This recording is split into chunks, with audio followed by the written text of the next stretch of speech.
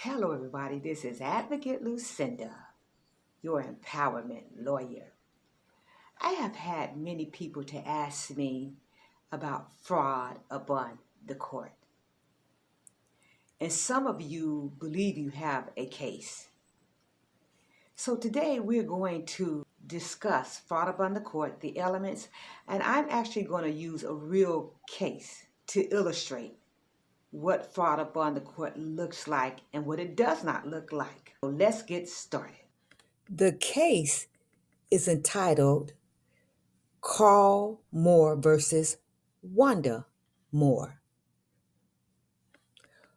Carl and Wanda was in the process of getting a divorce.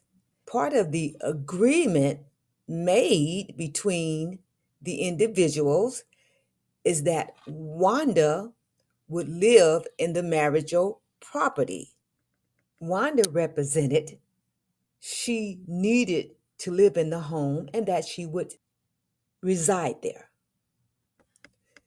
Now, before we get into the facts, I want to look at the prima facie elements for fraud upon the court. And for the purposes of this video, the prima facie elements for fraud upon the court are as follows. The representation must have been committed on the part of an officer of the court. This includes any person who has an obligation to promote justice and uphold the law. The representation must have been directed to the judicial machinery itself, the court.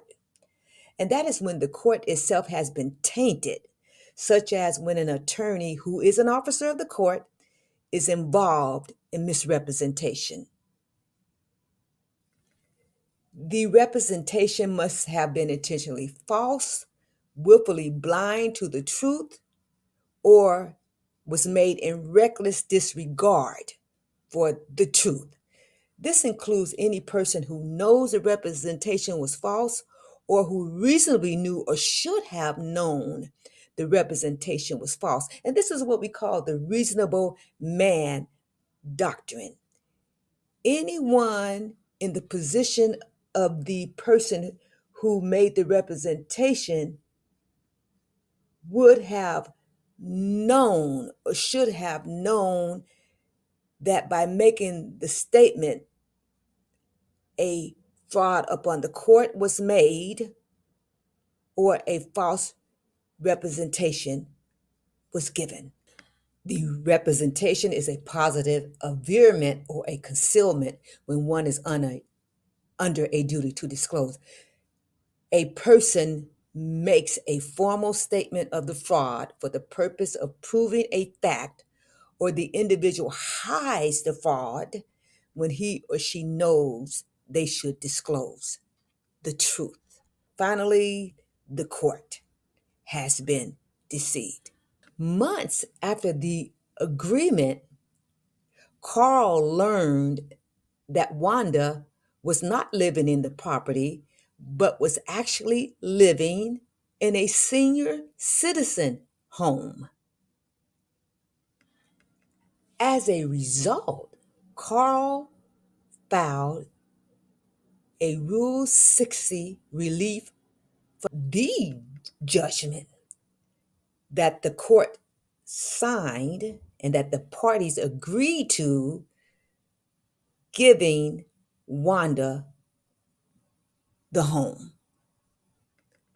Carl argued that Wanda's actions were tantamount to fraud upon the court, in that she misrepresented the facts to get the home.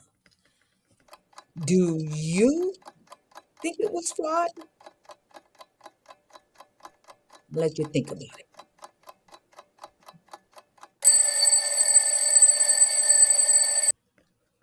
Well, let's see how the court ruled based on the elements and the facts. And by the way, initially, the court ruled it was fraud upon the court.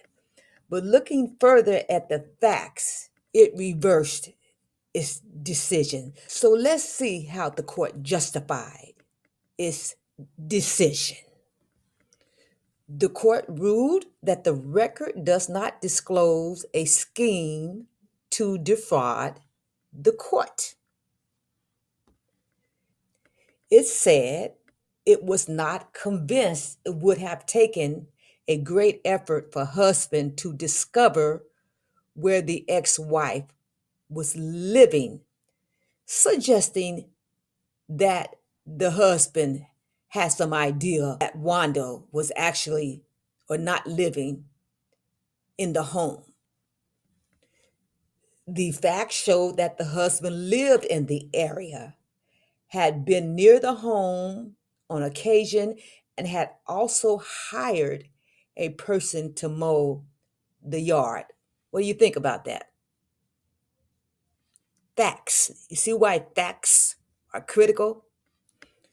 And the court concluded that there was a possibility that Wanda, in fact, maintained simultaneously two residences, each being occupied a part of the time. And the court finally concluded that even assuming fraud was committed in getting the agreement, it is a fraud against a party, not the court. See that distinction there? And how was the court able to make that distinction? Because of facts. Again, I will always raise the importance of stating your facts. This video illustrates what a fraud upon the court looks like and what it doesn't look like. I trust this has been helpful to you. Until next time, I am Advocate Lucinda. Take care.